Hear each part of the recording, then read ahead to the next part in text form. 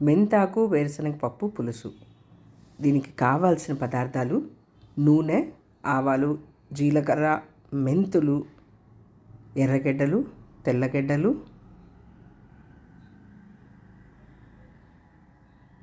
టమాటాలు, ఎండుమిరపకాయ, కరివేపాకు. మెంతాకు,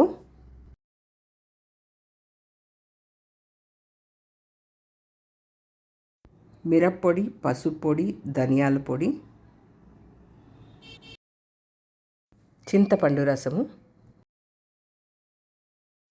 ఉప్పు, బెల్లం, ఉడకబెట్టిన వేరుశనగ పప్పు. ఇవన్నీ రుచికి తగినట్టు వేసుకుంటూ వెళ్ళిపోతే పులుసు రెడీ అవుతుంది. కమ్మటి మెంతాకు వేరుశనగ పప్పు పులుసు రెడీ.